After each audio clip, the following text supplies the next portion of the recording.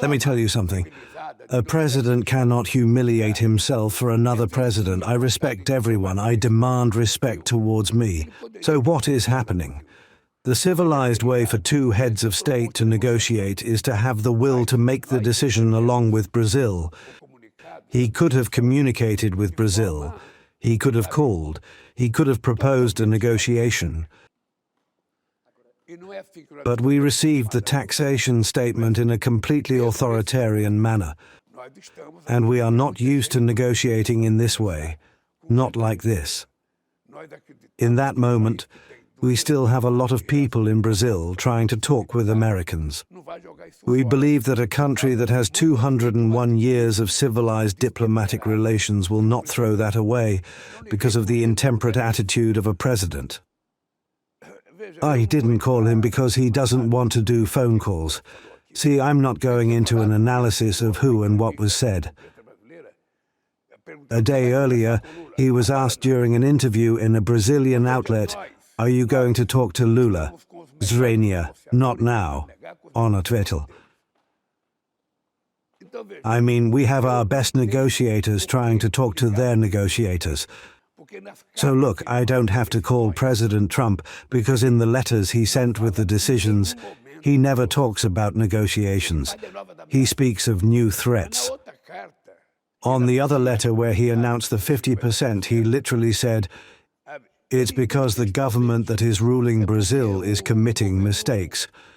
He should take care of the United States. We'll take care of Brazil." This country only has one owner, and only one owner rules over the president of Brazil, the people. The people elected and the people can get rid of. So those anti-political and anti-civilized attitudes create a problem that didn't exist in our relationship. But now it's not a smaller intromission. It's the President of the United States who thinks he can dictate rules over a sovereign country like Brazil. It's not admissible for the United States, or any other country, big or small, to give an unsolicited opinion on our sovereignty. Well, what we are not finding is dialogue. When they want to talk, I will talk. Well, I will repeat what I said a moment ago. I will comment. We were working yesterday. We finished a meeting at almost 10 p.m., and we are preparing how to deal with Brazilian companies that are suffering losses because of this agreement. We have to create the conditions to help these companies. We have an obligation to ensure unemployment benefits for those who work for them. We have an obligation to help them find new markets for their products. And we are concerned about convincing U.S. business leaders to fight with President Trump so that he can relax this.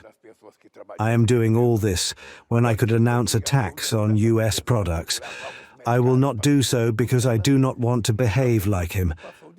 I will not do so because I do not want to behave like President Trump. I want to prove a point.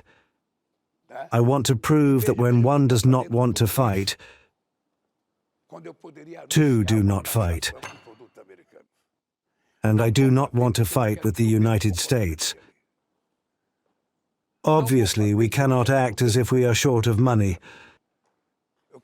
I cover my head and say I'm leaving. It's a loss. People are asking us not to do it.